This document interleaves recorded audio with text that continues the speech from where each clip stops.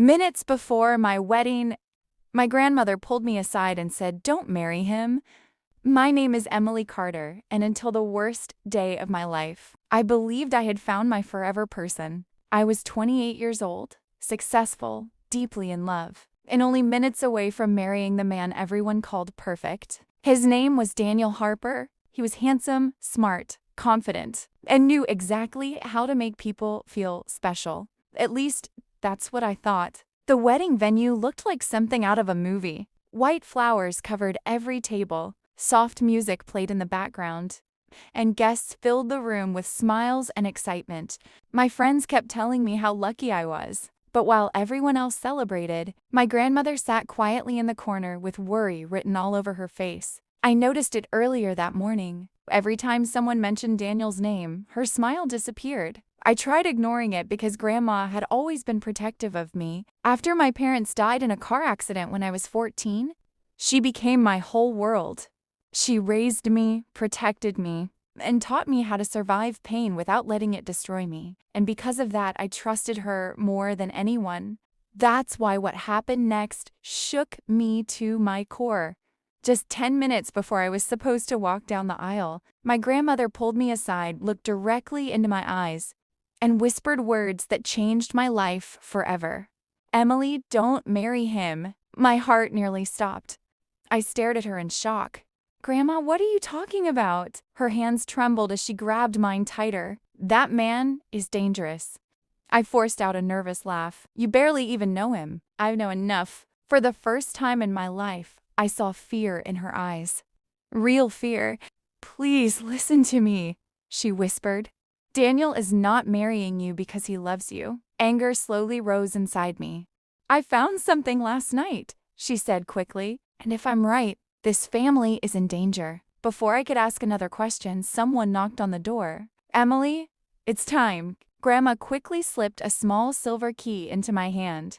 "Don't let him see this," she whispered. "And no matter what happens today, trust me." Then she walked away. The ceremony started 5 minutes later. I stood beside Daniel at the altar while my mind raced with questions. The silver key felt heavy inside my bouquet. Daniel smiled at me like nothing was wrong. The guests smiled. The music played softly. But suddenly I couldn't breathe properly anymore. I kept hearing Grandma's voice in my head. "That man is dangerous." When the priest asked if anyone objected, the room stayed silent. But just as Daniel opened his mouth to say, "I do," the church doors suddenly burst open. Everyone turned. A man in a black suit rushed inside. "Stop the wedding!" Gasps filled the room. Daniel's face instantly changed. Not confusion, panic. The man walked toward us holding a folder. "You need to see this before you marry him," he told me. Daniel grabbed my arm hard enough to hurt. "Don't listen to him." The stranger looked directly at me. "My name is Victor Hayes. 3 years ago, Daniel Harper stole millions from my family and disappeared." The church exploded into whisper. I slowly turned toward Daniel. "What is he talking about?" Daniel forced a smile. "He's lying." Victor opened the folder and pulled out photographs. Pictures of Daniel with another woman. Pictures of expensive properties. Fake IDs. Different names. Different cities.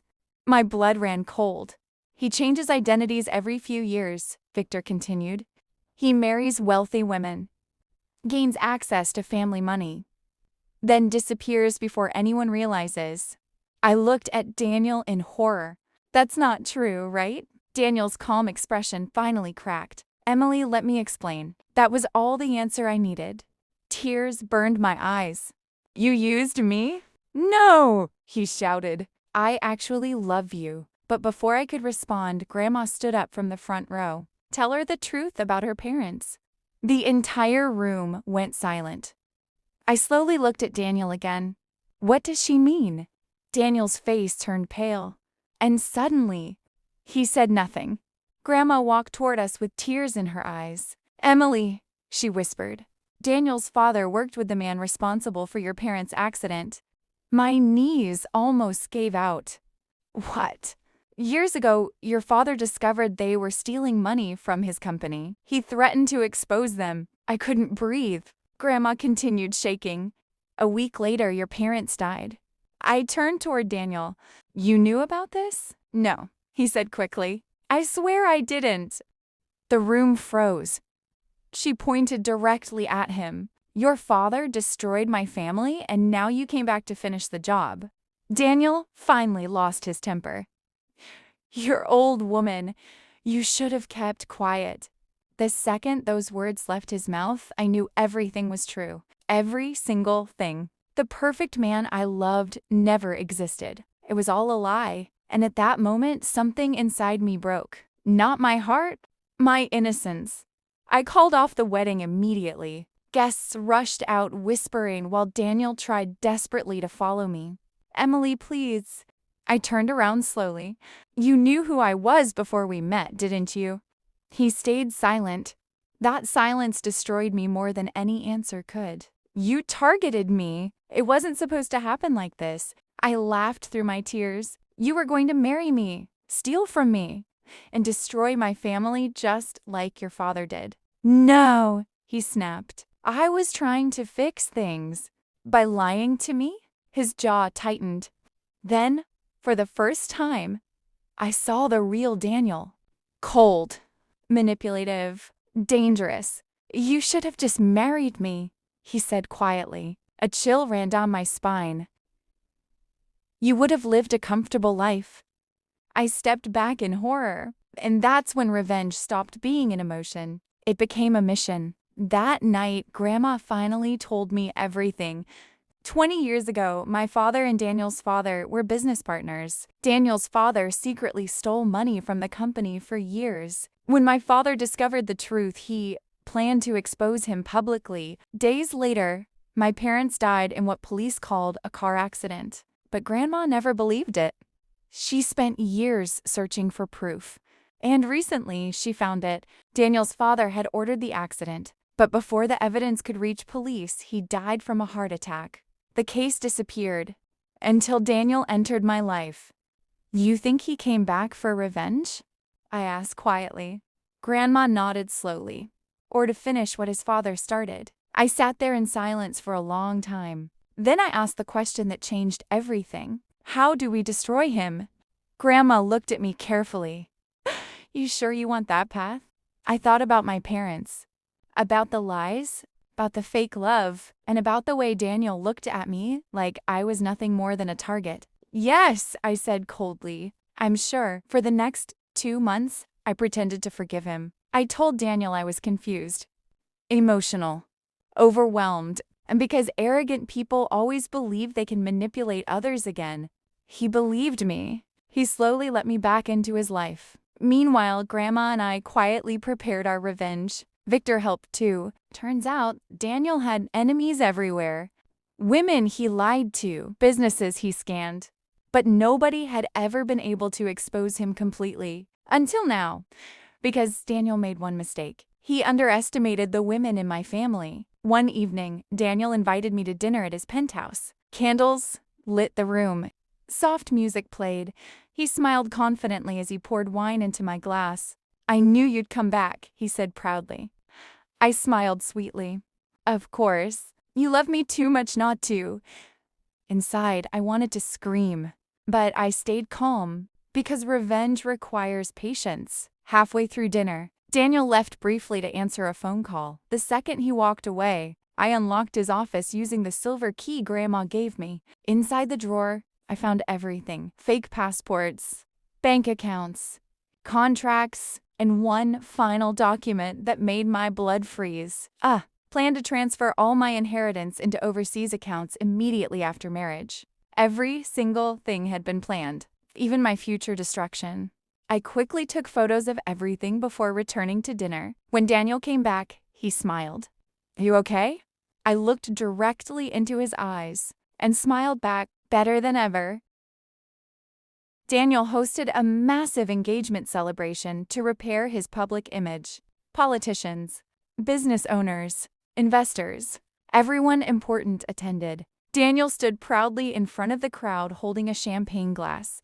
To new beginnings, he announced. Everyone clapped. Then suddenly, the lights went off. The room filled with confused voices. A projector screen lit up behind him. Daniel frowned. "What's going on?"